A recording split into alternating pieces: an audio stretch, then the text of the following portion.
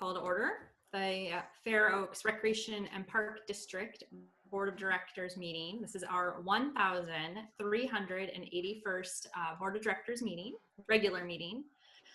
And obviously, due to the guidelines set forth by the state of California and this pandemic that we are all enduring, our meeting is being conducted tonight via Zoom. So we are going to start with the Pledge of Allegiance. So is Ian, are you, I know we're doing a screen share. Here we go. I've got something, Ralph. Oh. Thank you, Ralph. I pledge allegiance to the flag of the United States of America and to the republic for which it stands, one nation, under God, indivisible, with liberty and justice for all.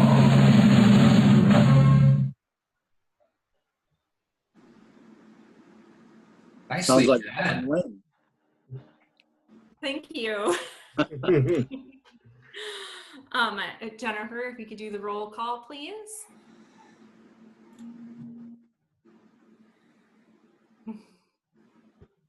Director Carhart. Here. Director Irwin. Here. Director O'Farrell. Here. Director Mounts. Here. Director Tamani. Here. Let the record reflect all are present. Okay, moving to item 4, presentations, proclamations, and recognition. I don't see anything on the agenda. Unless there's something, is there anything, Mike? Or shall we just move on to the next item, number 5? Yeah, there's none that I'm aware of. Okay. All right, so item number 5 is audience public comment on non-agenda items. If there's someone here tonight that would like to speak on a non-agenda item, please use either the chat feature or the raise hand feature on the sidebar there. And you may have 3 minutes to speak. Do you see any, Ian? Currently, I don't see anybody who's asked a question or has raised their hand. Yep. Okay.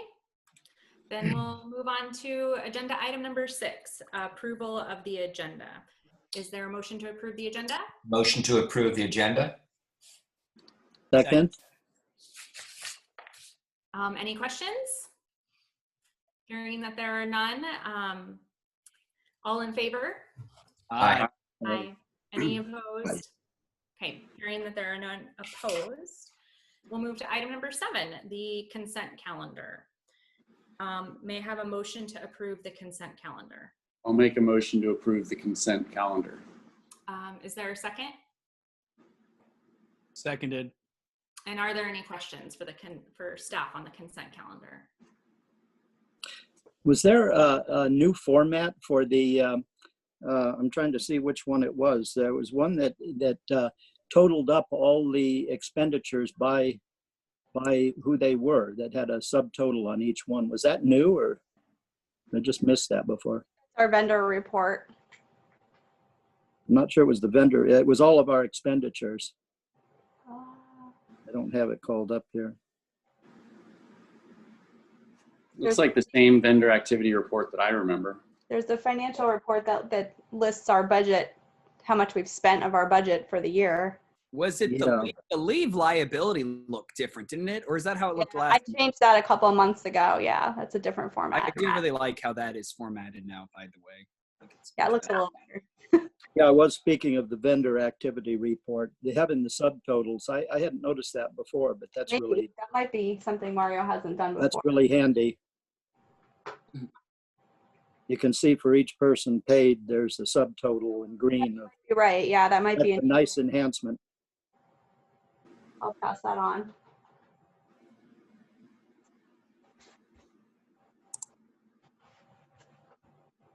Any other questions or comments on the consent calendar? All right, all in favor of the motion to approve the consent calendar? Aye. Any opposed? All right, so we'll move on to item number 8, which is our public hearing. We are going to do similar to last time, or pretty identical to last time. We need to first have a motion to enter into the public hearing. Is that right, Jennifer? Yeah. Okay. So Yeah, can I have I'll a make the motion to open the public hearing on matters related, or on the public hearing regarding ballot A, new zone of benefit, and the levy of an increased assessment within the Gum Ranch lands for fiscal year 2021.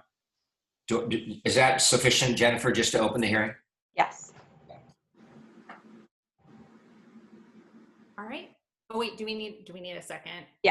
I'll second. Thank you. And then all in favor of opening the public hearing, or the motion, please. Aye. Aye. Aye. Great, hearing that there are none opposed, I'm going to start, and I'm going to read something, so bear with me here.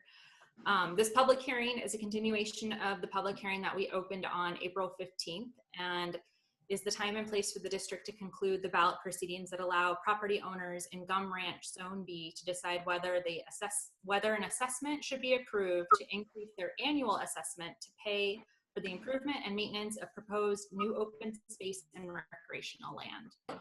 This public hearing gives property owners and residents another opportunity to obtain additional information about the proposed assessment increase and improvements, and to provide any additional input or comments to the district. After the end of the public input portion of the public hearing, the balloting period will close. So the procedure for today's public hearing is as follows. First, we open the public hearing so the public can speak about this measure, ask questions, submit comments, or protest. If there is anyone that would like to speak, please click the screen to raise your hand. So please use the sidebar. At the close of the public input portion of the hearing, staff will answer any questions that have been raised. After the questions have been answered, there will be a final call for ballots to be submitted. And then after the final call for ballots, the public input portion of the public hearing will be closed. The ballots will be tabulated. We anticipate the ballot tabulation will be completed before the end of the board meeting, and we anticipate the results will be announced during this meeting later this evening. If the proposed assessment increase is approved, the board will then consider approving a resolution to order the levy of the increased assessment and related matters. So it's important to note that all ballots must be submitted prior to the close of this public input portion of today's hearing. If you still need to submit your ballot, please indicate now that you are outside the district front door and wish to submit your ballot. I think Jennifer went to the door. I'll wait for her to come back.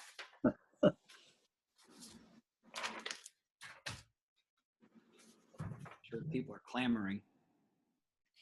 Oh, was there anyone out there, Jennifer? Okay, so we'll continue the public hearing now.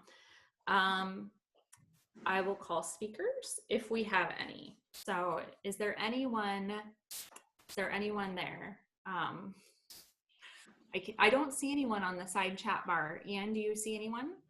No, it doesn't look like anybody's there who's raised their hand or has asked us a question. Okay. Are there any, if there are no other communications or written communications that the public would like to make or put on the record, I will issue the last call for ballot submission for the proposed Gum Ranch Zone of Benefit B assessment increase. So please turn in any ballots that you wish to have counted, and ballots received after the close of this public input portion of the public hearing will not be counted. So now, are there any board comments on the matter before us? So colleagues, I just does had, anyone have any? I had just one clarification, and I think I know the answer, but this only applies to the Elliott Homes portion of the Gum Ranch, not the MBK. That's correct. Okay, so it's a subset of the overall Gum Ranch assessment district. Correct. And the assessment is only based on the additional property that Elliott Homes had proposed to give to the district. Got it.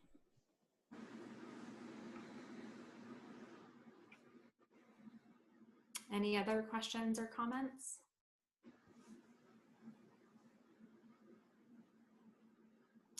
Okay, so the public hearing is now considered closed, and I now direct our tabulator, so Jennifer, to begin the tabulation of the ballots in this manner. Do we If need the a motion? Do we need a motion to close the public hearing, Jennifer? Yeah, we should have I one. think we do actually, right? So moved to Okay, close the thank public you. hearing. I'll second. And all in favor? Aye. Aye. Okay, this is gonna take me a little bit. I have to do each one of these individually, so I apologize. Are there a lot of ballots, Jen? There are 23 that we received back. Well, do we want to continue the meeting and then come back to do the resolution? Once I think that's a fabulous idea. That will probably be very smart. Okay, so let's move on to our next agenda item then. I'll put this aside for now. So our next agenda item is item number 9.1. Discussion and possible action on the approval of consulting services for Plaza Park, Village Park, the Arts and Craft Building, the Community Clubhouse, and Veterans Memorial Amphitheater Plan. Yes, board, this item here is something that came up from your last meeting where you directed staff to look into a operational plan for the new Arts and Entertainment District. I'm going to let Sabrina take this over since she is going to be leading this project and she developed the board report. So Ian, if you could unmute Sabrina, that'd be wonderful.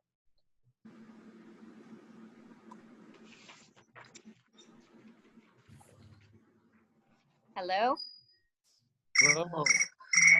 I'm not sure if am I visible? No, you're not. Just your cricket. Just the cricket. Oh, okay. All right. Well, welcome. Sabrina Bernardo, Fair Oaks Rec and Park District Rec Supervisor. As Mike said, you guys had directed us at the last board meeting when you guys authorized the additional funding for the theater of a substantial amount for the new, to include it into the whole renovations, sorry. So you guys asked us to go out and find a consulting firm that would give us some direction and a pro forma. So we have done such. We researched 3 different firms. One that stood out to us is the one that we would like to move forward with. That is AMS Planning and Research. They have identified the entire strategic and business plan to cost a fixed fee amount of $55,800 with an allowance of up to $1,500 for direct expenses. And they would do that within about a 4 to 6 month period over a course of some outreach, some internal staff meetings and stakeholder meetings with you all. And it would be broken into 2 different phases. And if you guys look within your staff report, he has included the entire scope, but it's pretty much 2 different phases. The first phase is going to be reviewing of all the background information, stakeholders, analysis of existing performance and event venues within our region, just to kind of see where we are compared to what we have around us, and just what's the regular demand that we could possibly foresee for that space. The second phase would be the actual development of the performance pro forma, and that would entail performances, meetings, events, activities, and all of that would come in with that pro forma and an operating pro forma. And it would also give us direction on a management plan on how this would operate in the future, which is really nice. So AMS Planning and Research is actually a Sacramento-based firm, which is really, really nice. They've worked with Rancho Cordova recently. We got a really nice recommendation from the city of Boise and Shalleck Collaborative, which has worked with our construction management firm. So at this time, I was just wondering if you guys had any questions. Otherwise, we're asking that you guys allow Mike to authorize and be the signer of the contract. And we can move forward with this contract with them. And the $55,800 would be paid out of impact fees. Yeah, board, and I think we had indicated that this could possibly be paid out of Measure J funds, but after ruling from our bond attorney, it was determined that we needed to use impact fees and not bond funds for this. So I didn't get a chance to read all of the staff report. Who are the other two firms and what were their respective bids? Mike, sorry, The before other two, oh, Sabrina, we're getting echo and feedback. So if someone can, we can adjust that. It's hard to hear back and forth people's comments. All right. So my question again, who are the other two firms? the other two firms was Lord Consulting and let me Arts Consulting Firm. Okay, all right, thank you. Sabrina, so this specifically, this whole conversation looking for this consultant or a consultant to do this came after our discussion last month. Is that correct? Yes. So maybe, I guess I wasn't thinking we were looking at something so big in this scope. I'm just curious if other directors, if they felt like this is what we were getting brought back, something of such a large magnitude that we were outsourcing. Is that a general consensus? I was just a little surprised by this large scope of a thing that we're seeing here, asking for such a large chunk of money.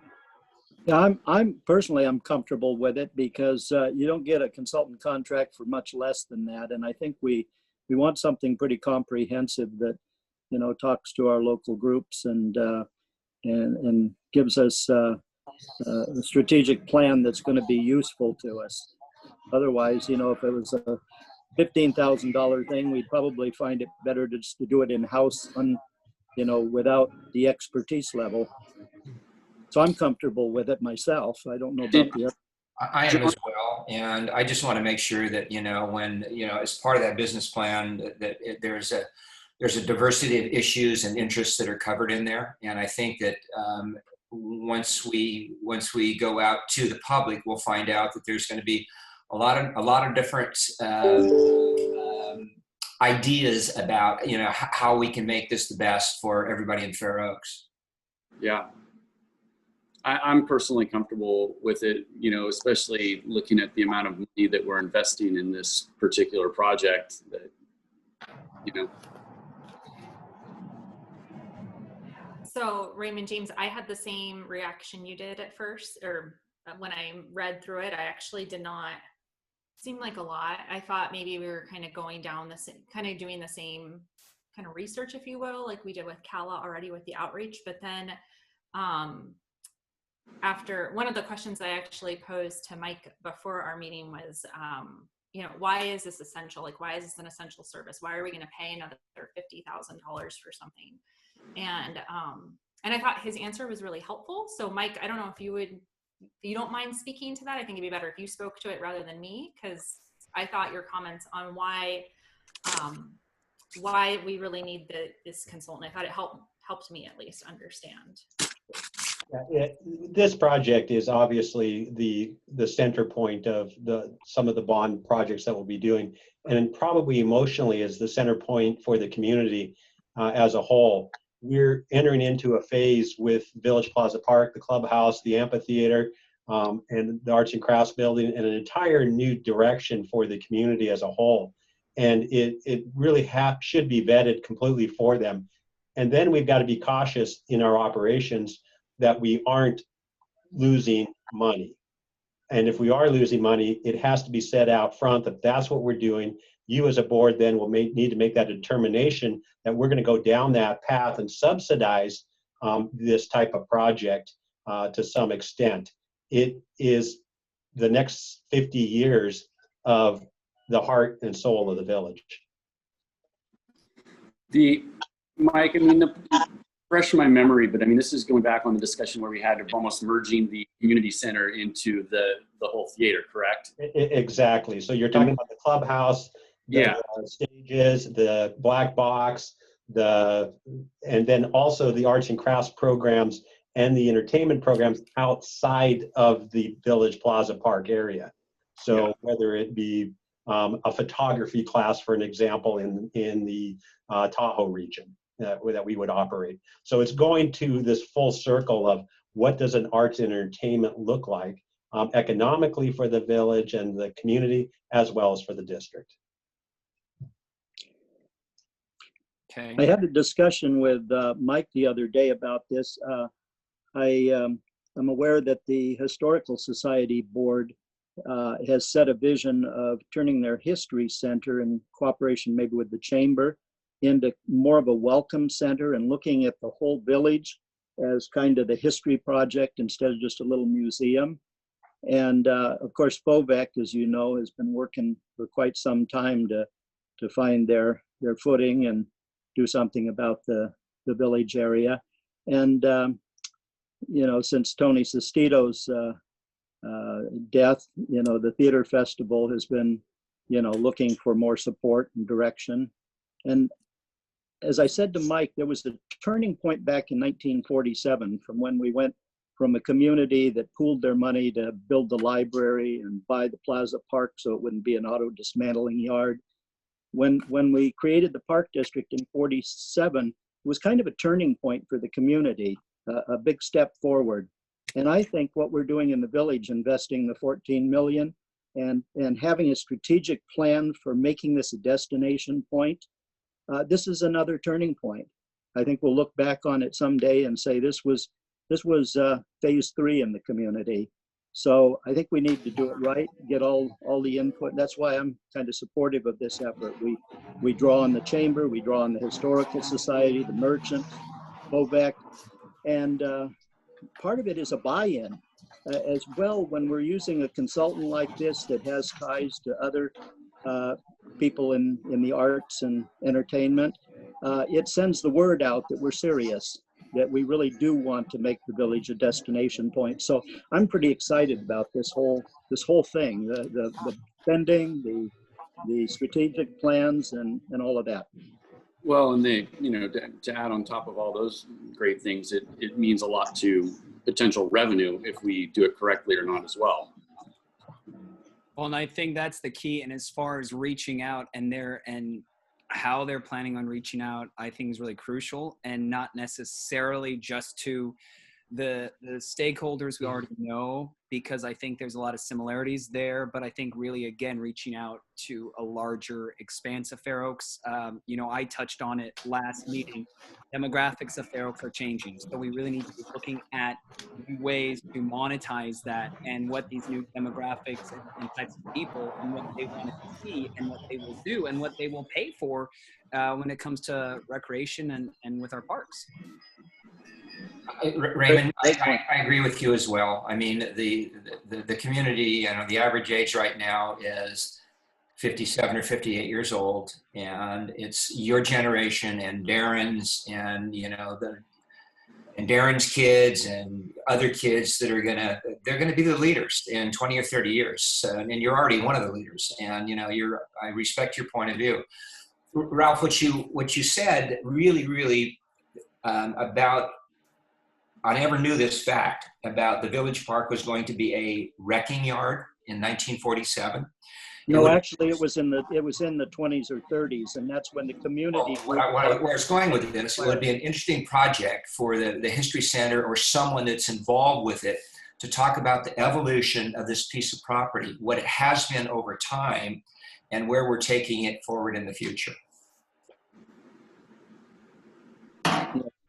To build on what Raymond James said, another thing that I hope we get out of this consultant contract, and maybe Sabrina can address this, is kind of the reach out to beyond our community and our stakeholders to ascertain what interest there is in the wider Sacramento area arts and performing arts community, because that would bolster the message that we are serious. So Sabrina, will they be looking at that as well?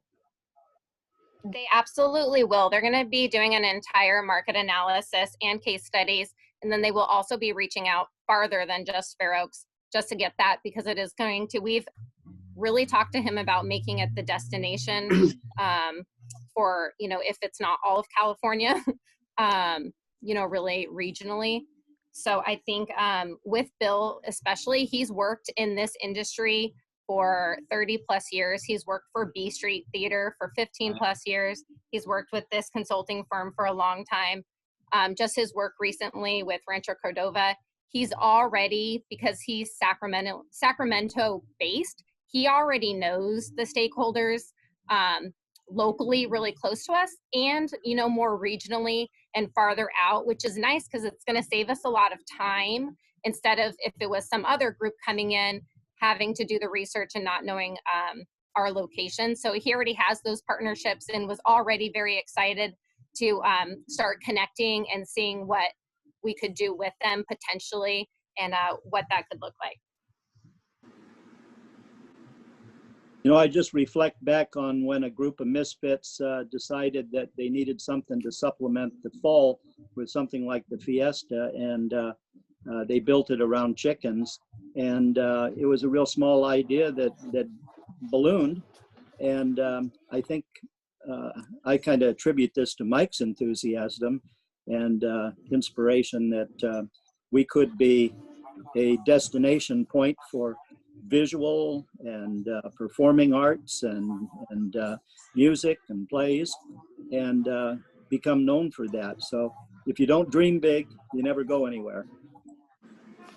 Yeah, and I would just say that the management aspect of how this will look for the park district moving forward is going to be a huge thing. We wouldn't be able to. We could do the best we could with the staff we have right now to try to put a business plan in place for this entire thing, but it's coming so quickly. And we're not just talking about programming, the community center and what we've normally done. We want to go big, and just the time and effort that it would take for staff right now to do that.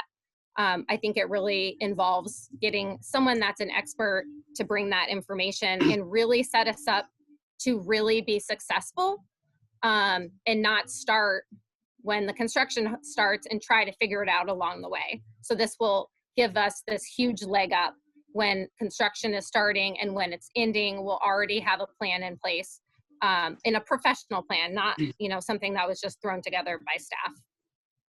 Well, and I think it's especially fitting given the current set of circumstances that we're all facing and the park district is facing as far as staff and expenses and all that kind of stuff. But going into this, we're also going to see as a portion of this, they're going to do sort of a comprehensive revenue potential analysis based on different types of concerts, weddings, and events, and all the things that we talked about last time, and what that potential revenue could be, right, if we're efficient at it. Yes, so they're going to develop a profile, and that's going to be including of performances, meetings, events, activities. And we're also going to have a steering committee with ourselves and hopefully potentially a board member, the stakeholders, and all of us will develop that together to give them an idea. And of course, then they'll go out and kind of see what are other places doing, and not only what are other places doing, or what are other places not doing that's not even happening yet, and see what we can do there. And then all of that stuff will come together for the financial pro forma. I'd like to make a motion, and that is to support the staff recommendation. And I don't want to read the entire recommendation, but basically it directs the administrator to enter into a service agreement with AMS not to exceed $55,800 and an allowance of $1,500 for direct expenses for AMS staff if needed. Happy to second that. Belinda, we did have a question from the audience. I think we have a question from the, sorry, is that what you were saying, Mike? Yeah, a question from the audience. The question was, isn't there already a consultant firm in place for the existing Measure J projects, CALA, which is our landscape architect firm? How is this firm and their services different than CALA? And CALA is the physical design for the property and all of the construction documents for the development of the property. And this contract that we're talking about right now would be for the actual operations for everything, not just the design. So CALA does not do the pro forma, they do the development, physical development of the property. Mike, we also had another question. It says, can you explain how the AMS plan is different from the plan that was proposed last summer by the outreach group in the park? I can speak to that if that's all right. So the outreach plan was for the development of the actual physical facilities. For an example, is a black box theater in the amphitheater a good idea? And the public came back and said, yes, it is. Did they want to have an exterior stage from the amphitheater into Plaza Park? And the public said, yes, they do. Did they want the playground expanded at Village Park? And the public said, yes, they do. So there's physical, again, the physical pieces of that. And now we get back to the operational piece, which is a full different outreach. For an example, would you like to see poetry reading instead of rock and roll concerts? That's now where we're going. You know, those kinds of questions specifically to the operations of these facilities.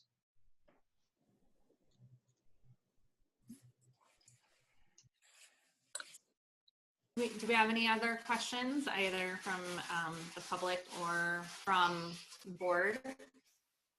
And I guess along that line, I assume the consultant will also be reaching out to see who in the community might be interested in using us as a venue. Is that Yes. correct, Sabrina? Yes. That is correct. Okay, will we have a motion and a second, or any more questions? If there are no more questions, I'd like to call the vote. All in favor of John's motion? Aye. Aye. Aye. Opposed? Okay, all right. Moving on. We lost you, Linda. And There we go. Sorry about that. There you All go. right, so moving on to item 9.2, discussion and possible action on the resolution that would call the general district election in November. Is this, we make them just or do we? make a motion to approve it. Okay.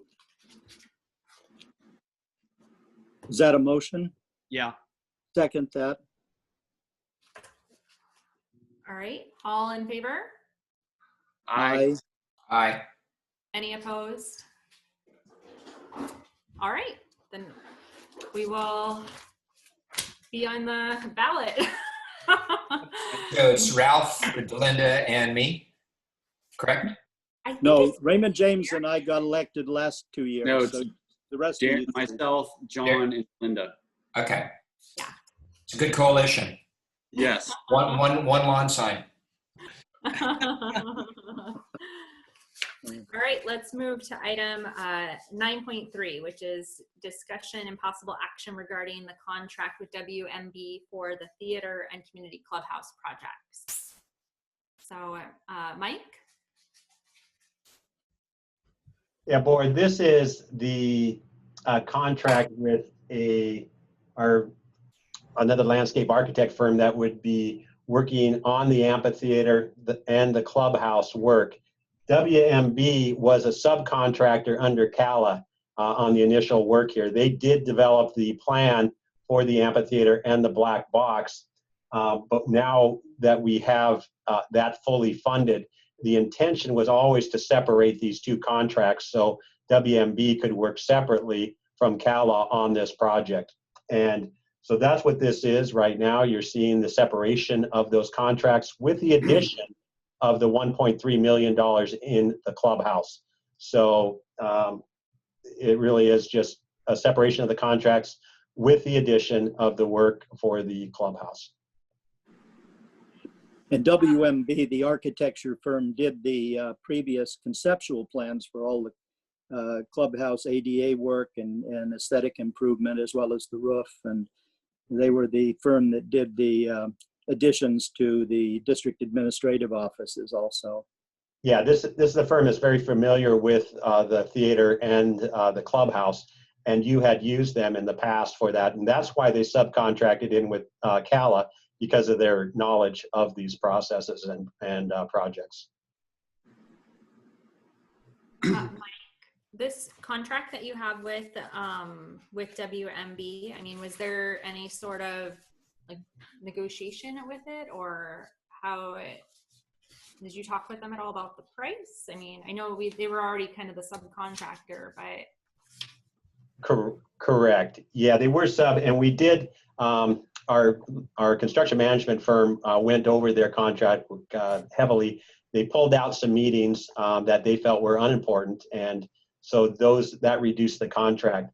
The actual dollar figure per hour for their services is within the industry standard range. So you're not seeing any difference there in that. And then we actually went to a time and material on some of the parts of this project, which is very important for like the clubhouse, because if this is an easy project, we'll save money. If it's a harder project, they have a not to exceed amount. Now, we could still come back to you with a change order around some of that if something really strange were to happen within the clubhouse work. For an example, we ran into some hazardous materials. We would have to either do a change order or something to accommodate that extra work if something like that was exposed throughout the work. But in the standard work that we have, it's in a not to exceed amount. And if it's an easier job, if everything goes smoothly, then we'll save some money. So that was a big negotiating piece with it. Again, it's a standard rate, the percentage based on the project cost, the percentage of under 10%, we meet that.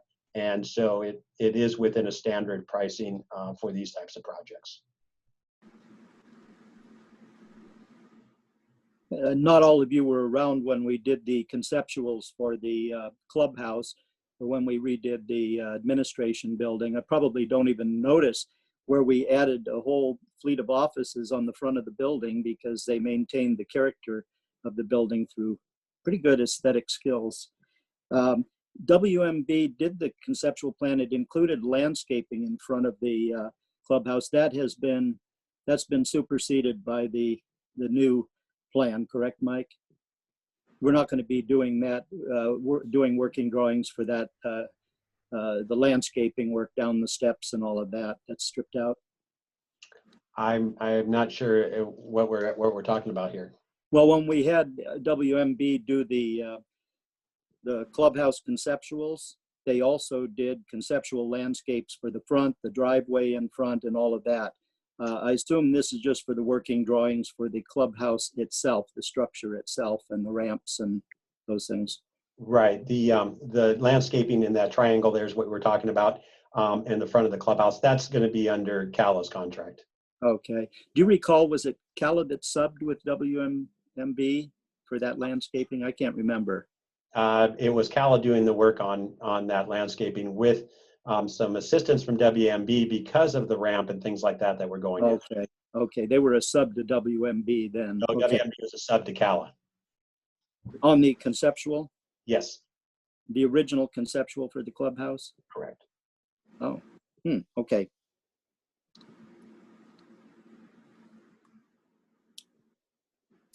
Are there any other questions about the contract? Well, I'm comfortable making the motion to authorize the district administrator to enter into a consultant service agreement with WMB Architects as outlined in the staff recommendation. I'll second. All in favor? Aye. Aye. Hearing that there are none opposed, we'll move on to our next item. So our next item, continuing with things that need to be fixed, is item 9.4, discussion and possible action regarding approval of the addition of the Old Fair Oaks Library to our Measure J project list. So again, Mike? Yes, thank you. I'm going to show a few pictures here real quickly so we have the public that's watching and you all can get a different vision of the old library here. So Ian, as I work on sharing my screen here, we'll make sure I do this correctly. Yep. As soon as I figure it out. Oh, there we go. And so you should all be seeing a picture of the old library. Is that correct? Yep. Okay. Yep. All right. So that's the old library as it is as of today. We received the old library from the county in 1973. The Park District did. The county received it for the library in 1914. So this building wasn't there in 1914. I don't know the construction date, but they did fundraising to put the library in. And then the county operated the library until 1972-ish. And then they gave the property to the district, and the district received it under a quitclaim deed. So we've had this property since 1973. There's some challenges with it. You can see the HVAC there. And if you follow my cursor here, you can see the gas line that goes up to the HVAC system. You can see the roof line here. You can see the sag in the roof. A variety of things that are obviously are challenging. Here's the gas line going down to the utilities. And again, some more visions of the roof and some dry rot. And you can look down here on the foundation and see some challenges with that. This is the current ADA parking spot for the library, the old library. This is supposedly the entrance for the ADA. I did not measure it, but in my estimation, it is not adequate for ADA entrance. Once you get inside, it is definitely not ADA accessible, but we do have a painted parking spot for the ADA in the back of the building. If we were to keep that as a parking spot for ADA in the main entrance, we would need to come around back through here and then run a ramp in through the front door. That would be the only way to make that work. So just so you know what that would entail. This is the exterior modifications. This used to be a window here. Again, you can see the roof line here and some of the challenges with it. Some of the additional modifications that were done over time in the building. Some of the exterior work that is a little challenging. We have some concrete work, some retaining walls, some landscaping or lack of. This is the interior. You can see the condition of the carpet. This is an electrical outlet here leaning. Some more electrical outlets. The paneling from the 70s. This is an additional storage room and our AV system here, the pull-down screen. And you can see the tile ceilings and the lighting in there. This is the kitchen area of the old library. Some of the interior electrical. That is the door to the kitchen, not quite wide enough for ADA. This right here is going down toward the bathroom from the main area. This drops probably 2.5 to 3 inches right here. You can see here on this floorboard the arched cut to match up the drop in the floor. And you can see it here even on the gap in the door, how this floor has dropped down. This is also as the floor has dropped, what's happened, the settling here, the separation of the tiles, and then some bubbling here on the side and other things. That's the entrance to the bathroom. Again, the ADA width here, almost sure it's not correct. I know that the sink is not ADA accessible, nor is the bathroom towels, nor is the hand wash station. We do have grab rails around the toilet. Now, there are some great attributes to the old library. One is it is the, I guess, the explanation point for the Arts and Entertainment District. It looks right over the park. It's a beautiful setting, looking over the park and all of the things that we're about ready to do. If we were to work on this facility, we would propose that we vacate this street and that we add parking along here. This is a hawthorn tree here. So, no, that's an oak tree, I'm sorry, but not a blue oak. And then if we did vacate that street, this turn becomes also available for parking. So those are the pictures. Get out of the screen share here.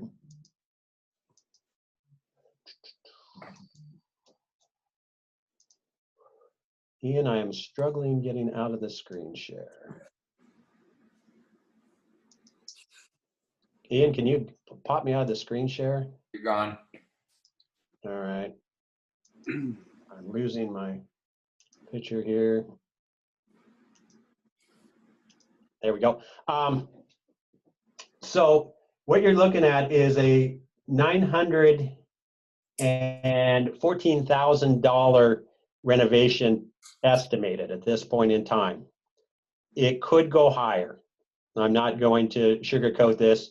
We could also potentially just sit on a $914,000 budget and then bring back to you projects based on that amount as we go forward. It is a challenging renovation. There's no question about it. But if we look at the Arts and Entertainment District, what you have here is basically the heartbeat of the Arts and Entertainment District.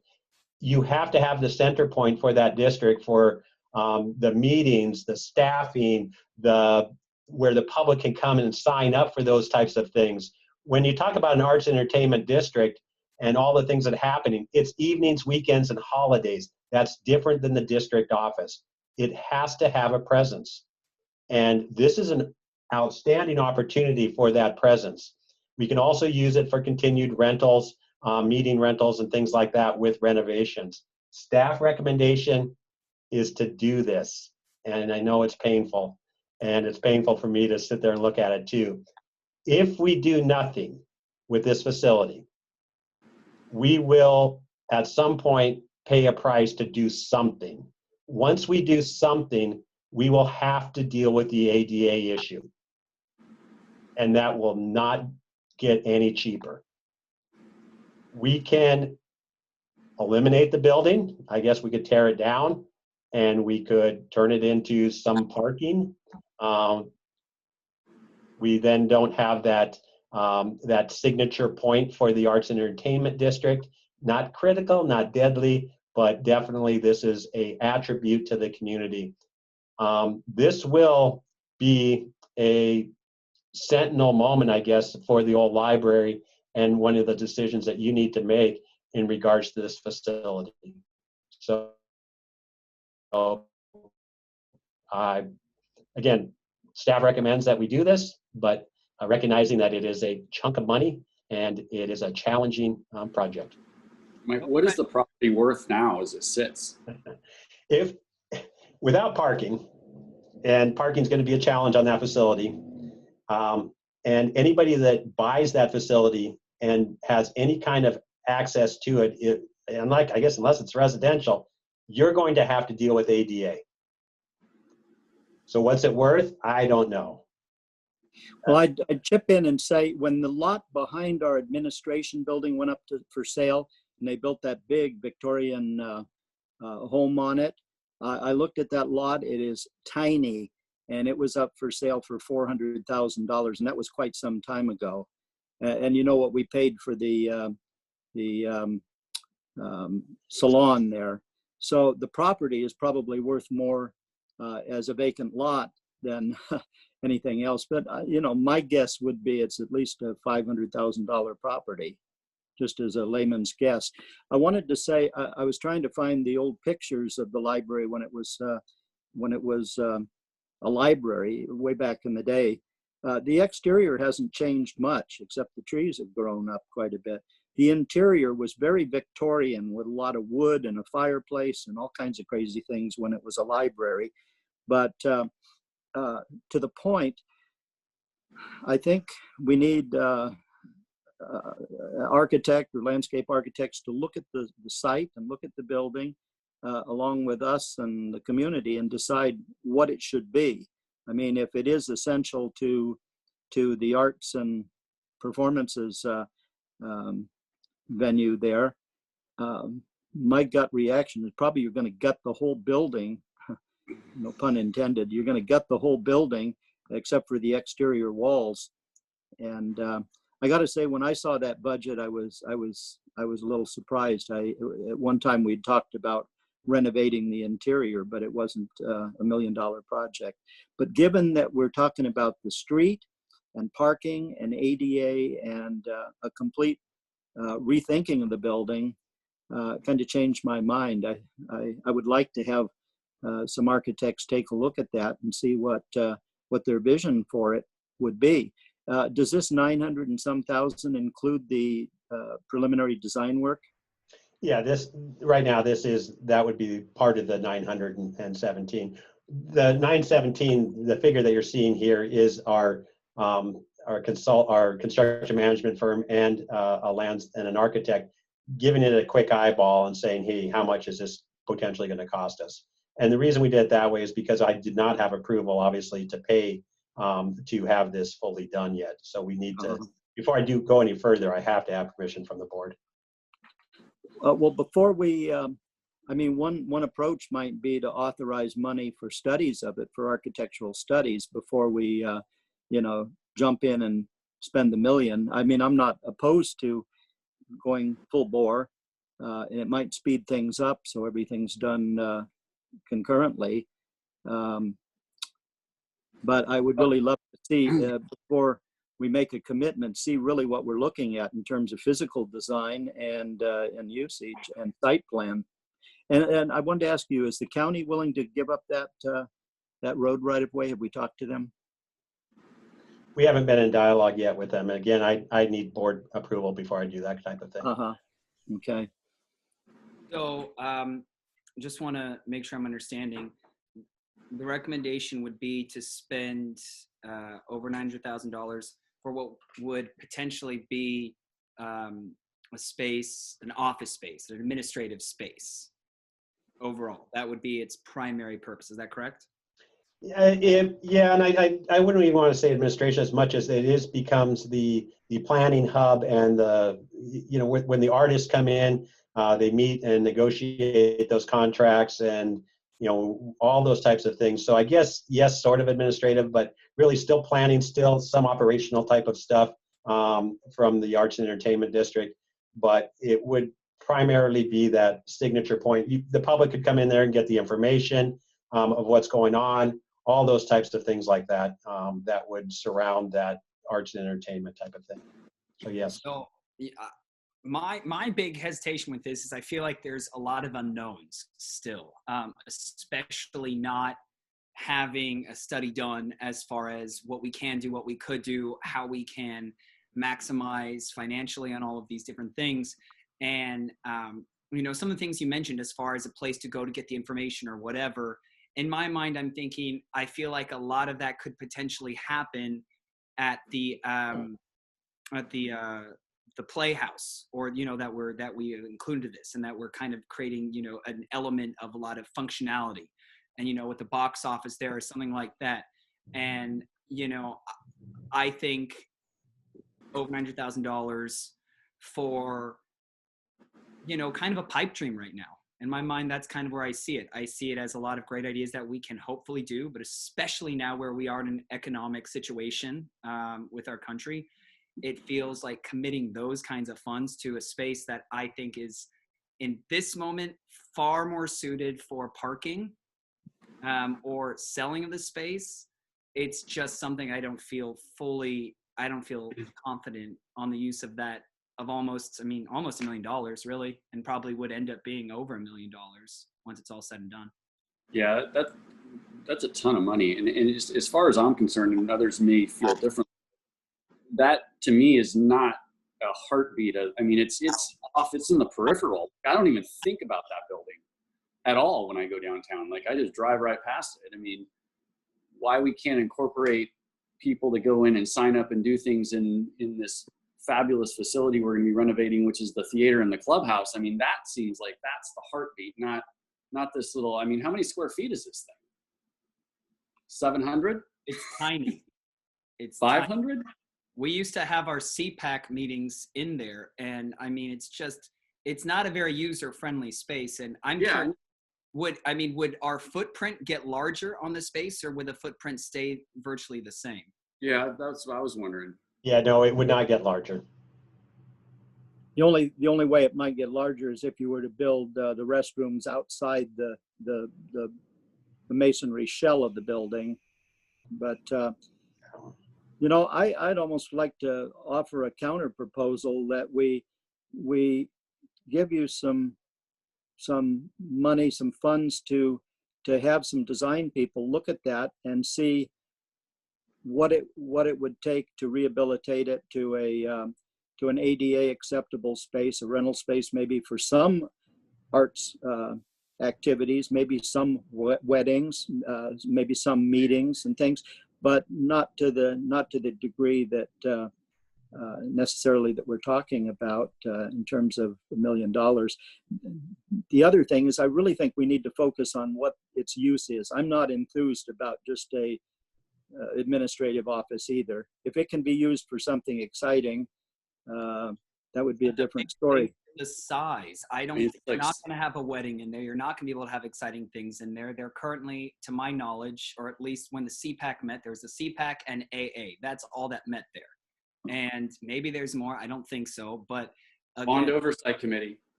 Oh, Well, okay. we used to meet there as the whole board, and it was falling apart then. And I guess my view is it's all or nothing. And if what I'm getting is a sense is that it's to renovate that thing at 500 square feet or 700 square feet. What is the construction cost? $1,000 a square foot, whatever it is. It's huge. So you either are all in or you take it down. It was like 2,000 a square foot, right? Yeah, exactly. Over Exactly. 1,800 a square foot. You can build a hospital for less than that, $2,000 a square foot. A custom home is $250 a square foot. Mike, is it possible to get a quote on how much it would cost to tear it down and make it into a roundabout or something, or parking spaces? Yeah, it is possible. And I'm actually hearing what you're saying, and this is a great dialogue, and I'm glad you're having this kind of dialogue. Another option, I believe, is to do nothing at this point in time. Let our consultant also look at the possibility of where that heartbeat for the arts and entertainment district might be. Maybe it is within the theater, maybe it's within the clubhouse or something, who knows, or the arts and crafts building. Maybe they can then help us kind of make a decision for that building, and we can come back and say, hey, let's tear it down, or let's put some money into it, or let's sell it, or let's do whatever. So it's not a critical today's decision that we make. And maybe we should let it see where it falls within our strategic plan for the arts and entertainment. Just my thought. Can AMS then take a look at it, as because that's what I'm curious too. If it's possible to put the money into it, we need to know what kind of money would come out of it. Yeah. If it could make any revenue. My gut is no, but well, and my other question would be too, is let's say that we decided to beautify that corner, tear the building down, leave the trees, make some nice parking. Would we still be going after that street from the county? Or is that only if we're going to go in and renovate? Because one doesn't seem like it should be tied to the other. Like it seems like we can go and get that street for parking without committing $900 and some odd $1,000 to renovate a 500 square foot building. We looked at that in the past. The only person that uses that street is the driveway for the one property, and they could probably be given enough property to get in there. When we looked at this before, we were looking at handicap parking on the south side of the building with a ramp going up the front of the building to where the stairs are now. That would make it accessible for something better than the back accessibility, which is really crappy.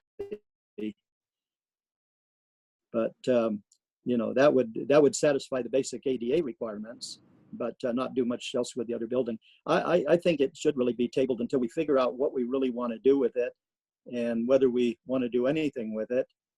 I don't support tearing it down. It does have historic value to the community. At one time, before the Water District gave the Historical Society their a lease on that old dress shop, the Historical Society was jockeying to use that as a history center and a museum, but I don't think they're interested anymore. I agree with Mike, I think, and Ralph. I think that common consensus thing, we should table this, see what they have to say. Again, I think this is about putting the cart before the horse, and that's what this feels like. We need to get more information. You can see more possibilities. And really, I mean, again, we're spending over $6 million or probably something around there for the theater, which we weren't even going to do. And I mean, I think that, the focal point, the way we're designing that whole thing, to me, is definitely the focal point and what brings people inwards. And, if that means designing it where we change a room up so there, can be something for people that serves this purpose, let's do that. But I think getting the consultants to be providing that feedback and ideas will be crucial. I'd like to make a motion to continue the item to an unspecified time and let Mike address some of the issues that have been raised by the board members and come back to us with a plan about how to proceed. Clearly, there's not support to spend $1 million to do this at this point in time. Maybe there will be. I don't know, but I don't think so. But anyway. Just to address some of Ralph's questions, what are the possibilities, and we'll come back and we can always make a decision sometime later. Second that motion. All in favor? Or I'm sorry, are there any other questions? Okay, if there are no other questions, all in favor? Aye. Aye. Any opposed? All right, hearing that there are none, we'll move to our next item. Okay, it looks like next we have item number 10, which would be to enter into our foundation meeting. So in order to do that, we need a motion to convene the Fair Oaks Recreation Foundation meeting without adjourning our regular board of directors meeting. I'll make the motion to convene the Fair Oaks Recreation Foundation meeting without adjourning the Fair Oaks or the board of directors meeting. I'll second. Okay, all in favor? Aye. Aye. Okay, so our foundation business is to approve the minutes from the foundation board meetings that were held on November 20th, 2019 and February 19th, 2020. So is there a motion to approve those minutes? So moved. Second.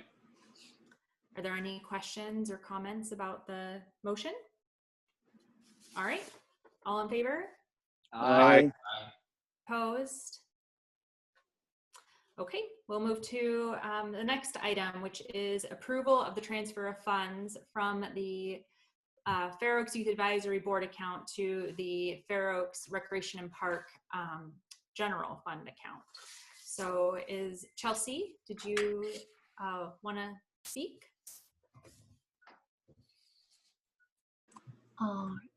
Can you guys see and hear me? There you are. Oh, yeah. Hi, everyone. First, before I move forward with the report, I'd like to ask the chair for permission to say a couple words. All right. First and foremost, on behalf of the Fair Oaks Youth Advisory Board, we want to say thank you to the Board of Directors for your continued support. Although this year was cut short, I do want to give my students a little kudos. It was the biggest fundraising and ticket sales and revenue generating they've had in the 5 years that I've overseen them. And I'll get into that more in my report, but I'm very proud of them. I also want to give a huge shout out. I have 12 graduating seniors this year who are going on to bigger and better things.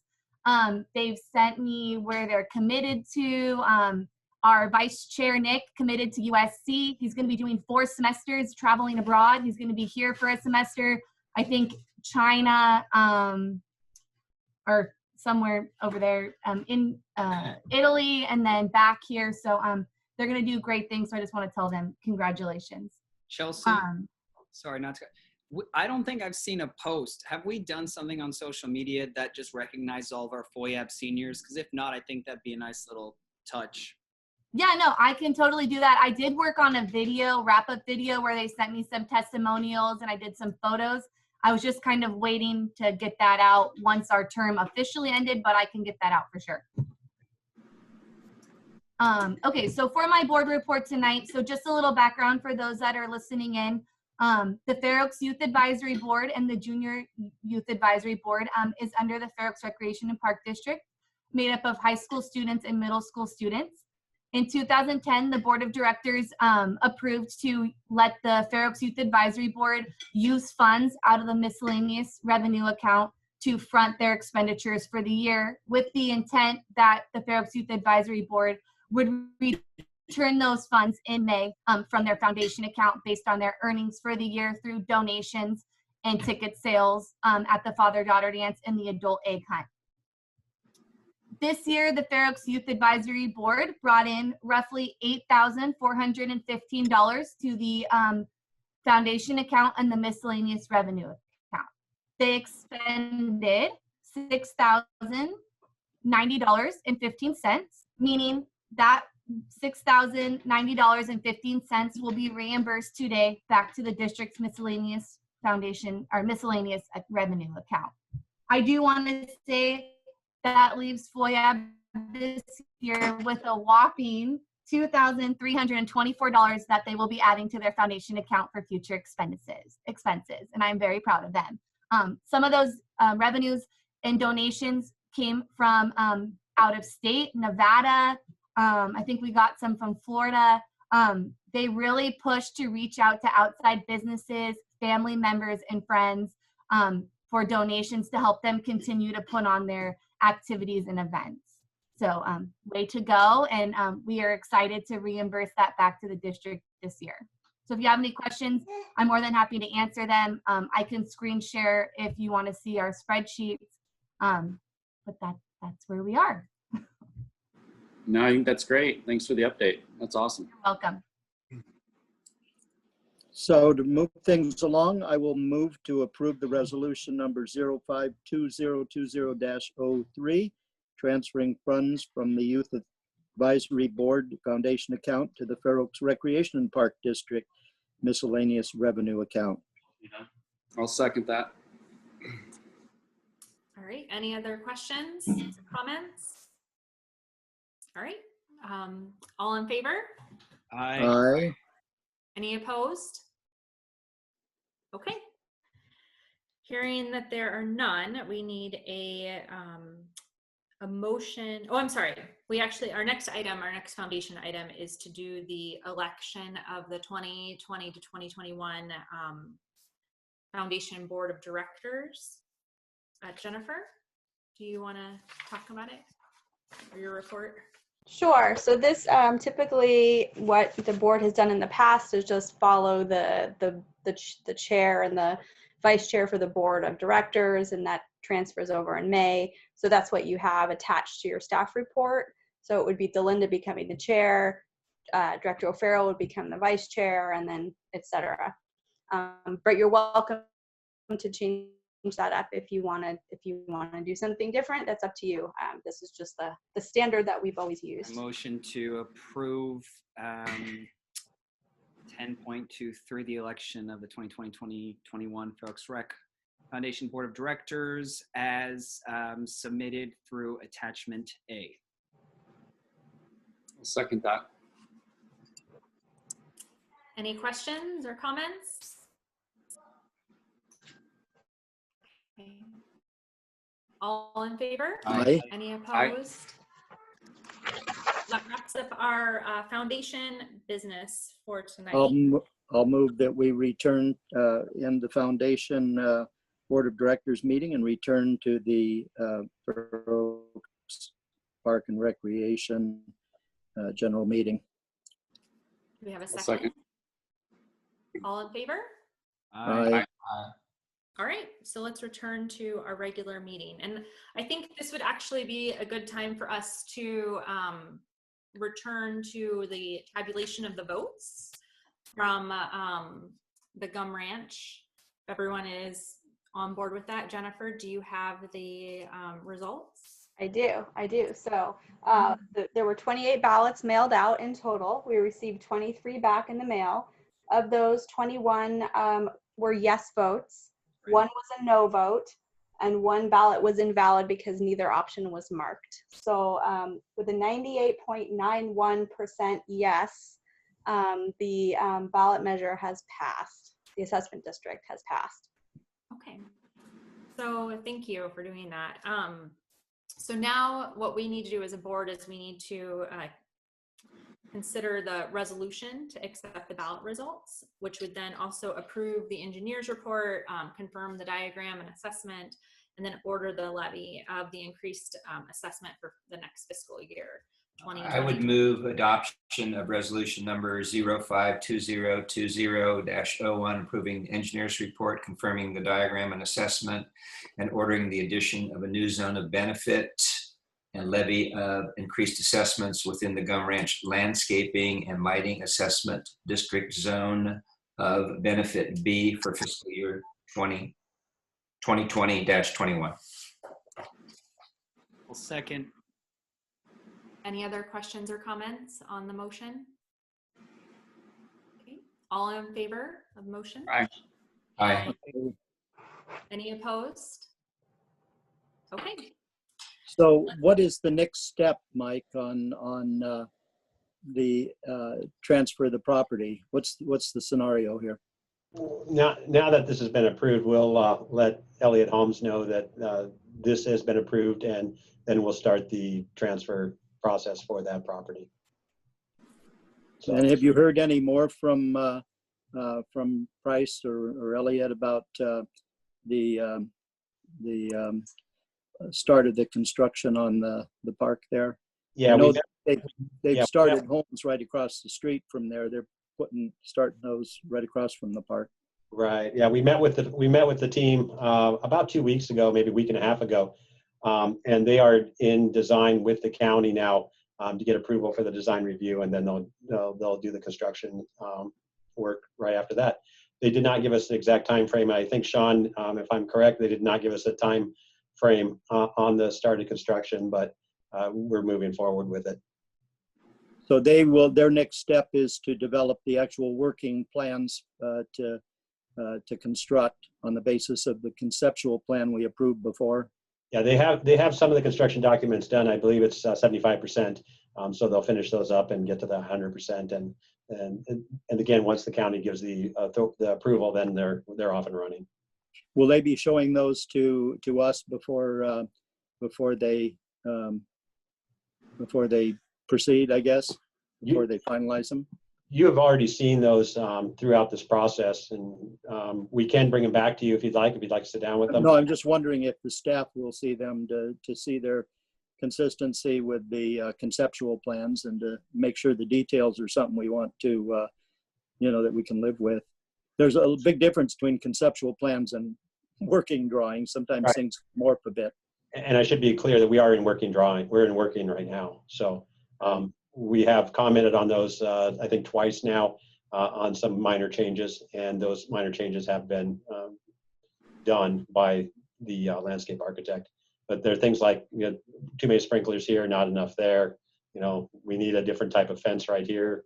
We need a new fence along here, type of thing. And they've done those things. So, but the overall design and everything has been gone over with the board as well as with staff. And now it's just following it up and watching the construction happen. Okay.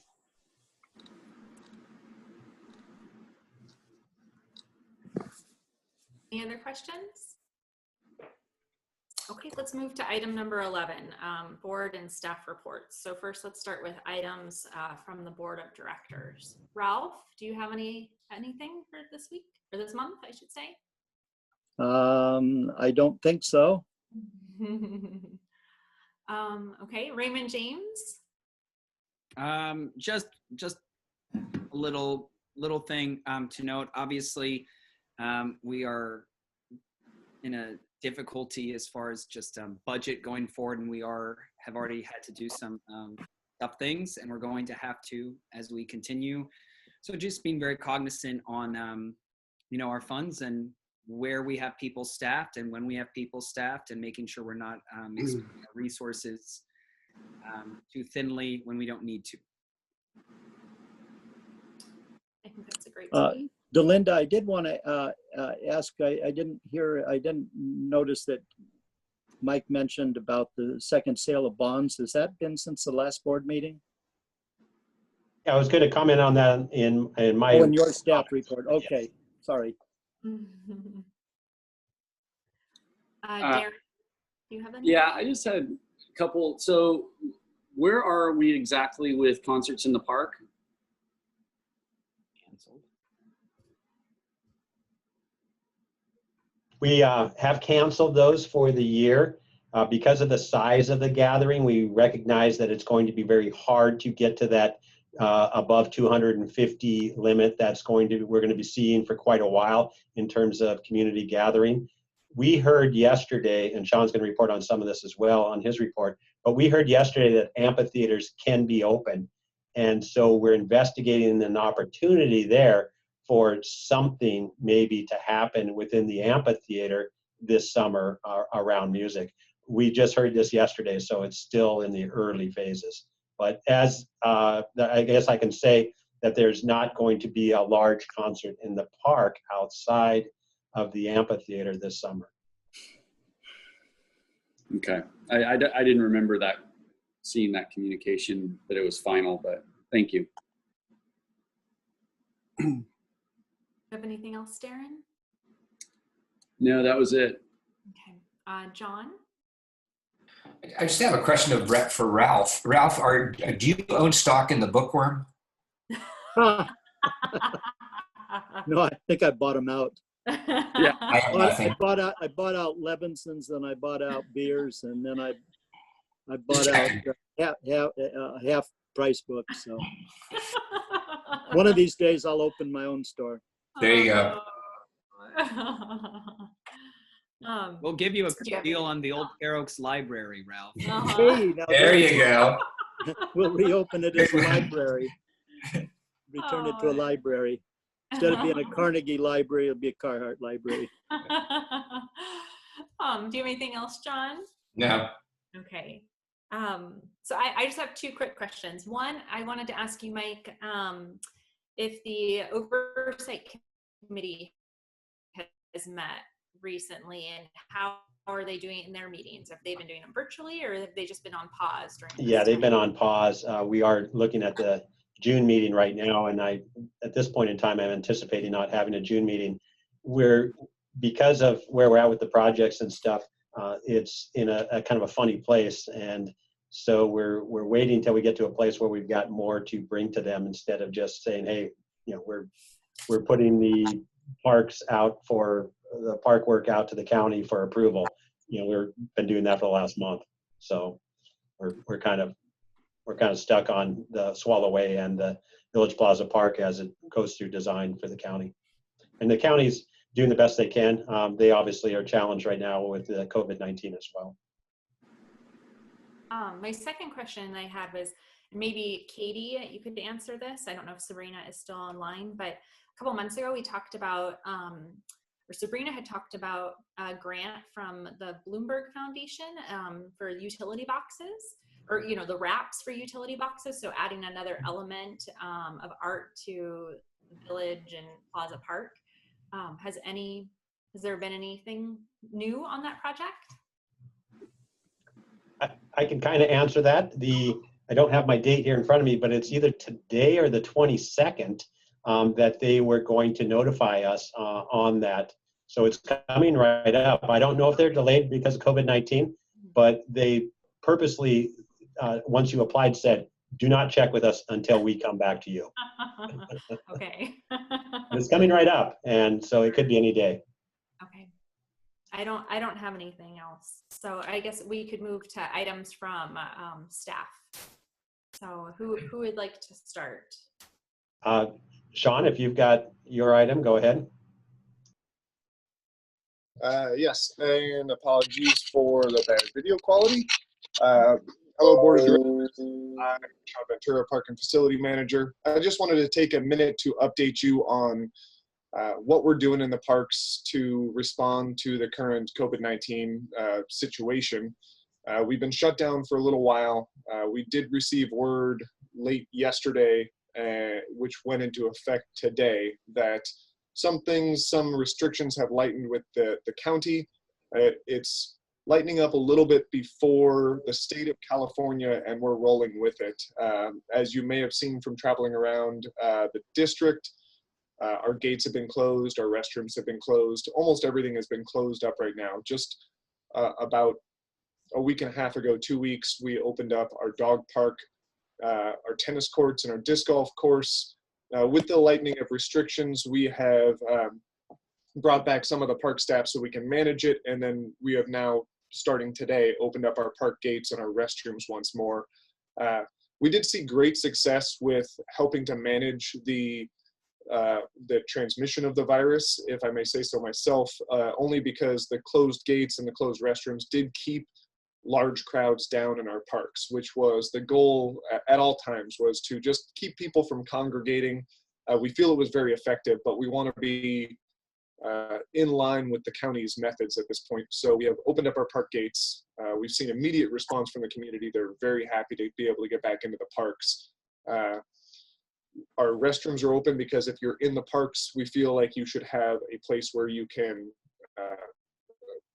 have a sanitary option. If you don't have pocket disinfectant or anything like that, you should be able to wash your hands, use the restroom, etc.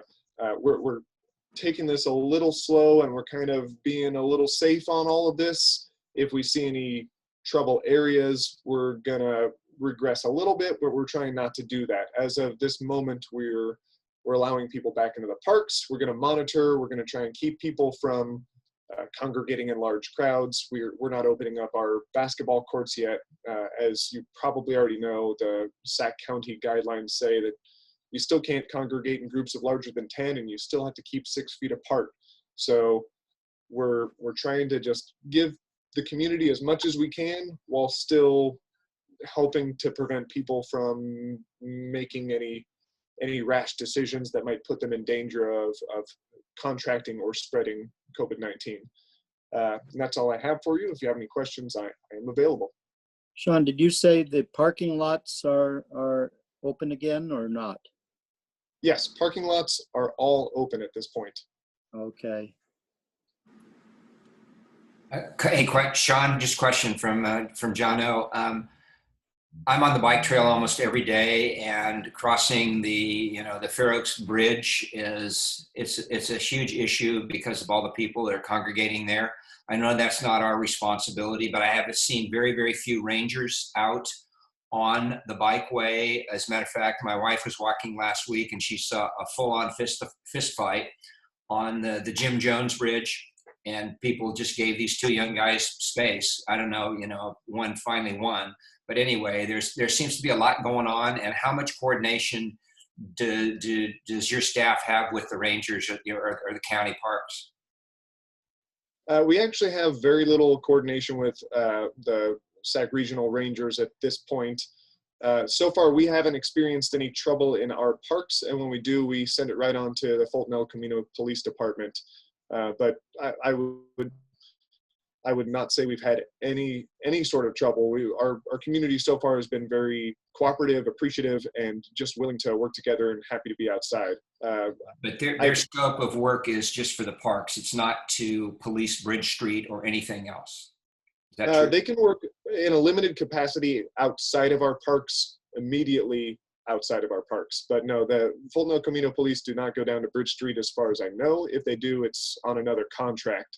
The Rangers, I hate to say it as crassly, but are on their own there. I've attempted to communicate with their department for other reasons, not for enforcement or for handling any negative situations, but I think their hands are more full than ours, so the communication hasn't been as forthcoming as I would hope. Okay. I will agree, though, John. I was right by the bluffs right before you get onto the bridge. And, I mean, there's a fight that happened to younger guys, too, right then last week. Yeah. What's going on? So far, no fights in our parks, which is good.